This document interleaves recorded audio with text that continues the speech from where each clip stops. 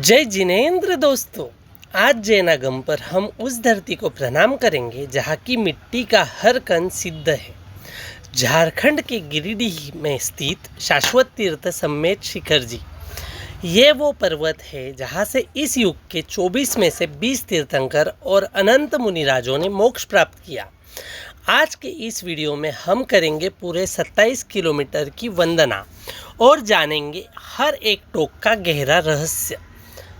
हमारी यात्रा शुरू होती है मधुबन से रात के 2 या 3 बजे, जब दुनिया सो रही होती है। हजारों भक्त हाथों में लाठी और मन में जय जिनेंद्र के लिए चढ़ाई शुरू करते हैं। यहाँ से ऊपर गंधर्व नाला तक का सफ़र हमें एक अलग ही दुनिया में ले जाता है। शिखर जी की सबसे बड़ी विशेषता है यहाँ की टोक।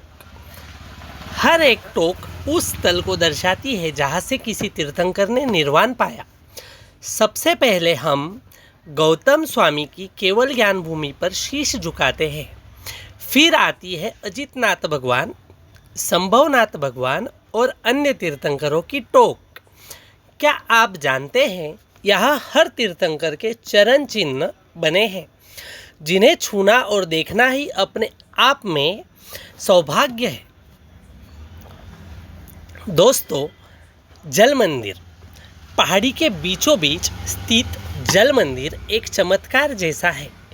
इतनी ऊंचाई पर पानी का ये कुंड और उसके बीच बना मंदिर यात्रियों की सारी थकान मिटा देता है। यहाँ बैठकर की गई एक पल की भक्ति भी करोड़ों गुना फल देती है। दोस्तों, अब पहुँचते हैं हम पारसनाथ टोक पर। सबसे ऊंची चोटी पर स्थित है 23वें तीर्थंकर भगवान पार्श्वनाथ की टोक। इसे सिद्ध क्षेत्र का शिखर कहा जाता है। यहाँ से दिखने वाला नज़ारा और यहाँ की ऊर्जा बयान नहीं की जा सकती। माना जाता है कि यहाँ की एक वंदना करने से नरक का द्वार बंद हो जाता है। जैन दर्शन के अनुसार सम्मेत शिखर जी एक शाश्वत तीर्थ है। इसका अर्थ यह है कि सृष्टि का चक्र, मतलब जो काल चक्र है, वो चाहे कितना भी बदले, ये पर्वत हमेशा यही रहेगा। हर 24 तीर्थंकरों का, जो 24 तीर्थंकरों का समूह होता है, इसी पर्वत से अधिकतम तीर्थंकर मोक्ष जाते हैं। 20 तीर्थंकरों का निर्वाण इस युग की 24 में से 20 तीर्थंकरों ने यहाँ से मुक्ति पाई। सिर्फ 4 तीर्थंकर दूसरी जगहों से मोक्ष गए। भगवान ऋषभदेव अष्टापद से मोक्ष गए थे, जबकि भगवान वासुपूज्य स्वामी चंपापुर से, भगवान नेमिनाथ ने गिरनार जी से मोक्ष पाया था, तो भगवान महावीर जी ने पावापुरी से मोक्ष पाया था।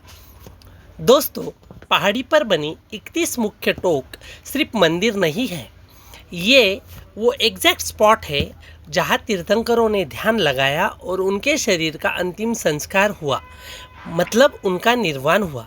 सबसे ऊंची चोटी पारसनाथ टोक है, जो कि लगभग 4500 फुट है।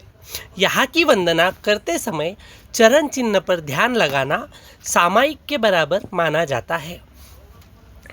दोस्तों, गंधर्व नाला, चढ़ाई के रास्ते में गंधर्व नाला जो आता है, वो एक प्रमुख स्थल है। पुराणों के अनुसार तीर्थंकरों के गंधर्व यहाँ विश्राम करते थे और भगवान की वंदना करते थे। आज भी वहाँ की ऊर्जा भक्तों की थकान मिटा देती है। दोस्तों, हम जो ये वंदना करने का 27 किलोमीटर का पहाड़ चढ़ते हैं, इसके वंदना का प्रमुख गिनती इस प्रकार है कि हम मधुबन से जब चढ़ाई शुरू करते हैं तो वो चढ़ाई 9 किलोमीटर की होती है। फिर जब हम हर टोक के दर्शन करते हैं तो वह टोक का जो परिक्रमा हम लगाते हैं वो 9 किलोमीटर होता है। फिर जब हम वापस उतरते हैं तो वो 9 किलोमीटर होता है। ऐसी ये कुल मिलाकर 27 किलोमीटर की वंदना है। माना जाता है कि इस 27 किलोमीटर में किया गया हर एक कदम पिछले जन्मों का पाप काटने की शक्ति रखता है। दोस्तों, शिखर जी की मिट्टी और वनौषधियों में अनोखी शक्ति है। यहाँ का पारसनाथ चावल और यहाँ मिलने वाली जड़ी बूटियाँ दुर्लभ है, इसलिए इस पर्वत को पर्यटन से बचाकर पवित्र क्षेत्र रखना जरूरी है। दोस्तों, क्या आप जानते हैं कि शिखर जी की वंदना करने से नरक का आयुबंध क्यों टूट जाता है? क्योंकि यहाँ की ऊर्जा आपके भावों को इतना विशुद्ध कर देती है कि आपका कर्म वही बदल जाता है। दोस्तों, शिखर जी को जब हम जाते हैं तो हमारे भाव वंदना करने के होते हैं, हमारे भाव दर्शन करने के होते हैं, हमारे भाव होते हैं कि हम सिद्ध भूमि पे जा रहे हैं, जहाँ से हमारे अनेक तीर्थंकरों ने मोक्ष पाया, पारसनाथ भगवान ने मोक्ष पाया। पर दोस्तों, वहाँ जाने के बाद हम उसे पर्यटन की दृष्टि से भी देखते हैं, जो कि आज घातक सिद्ध हो रहा है। दोस्तों, पर्यटन करना कोई बुरी बात नहीं, लेकिन हमें हमारे शाश्वत तीर्थ बचाने होंगे, और वो बचाने के लिए पहला कदम हमें ही रखना होगा। हमें वहाँ पर शुद्धता रखनी होगी, ताकि सबको पता चले और सभी पर्यटकों को पता चले कि नहीं, ये सिद्ध भूमि है, यहाँ पर हमें मान सम्मान से ही जाना होगा। तो दोस्तों, क्या शिखर जी हमारा गर्व है, इसलिए इसे पर्यटन स्थल नहीं, तीर्थ ही रहने देना हमारी जिम्मेदारी है।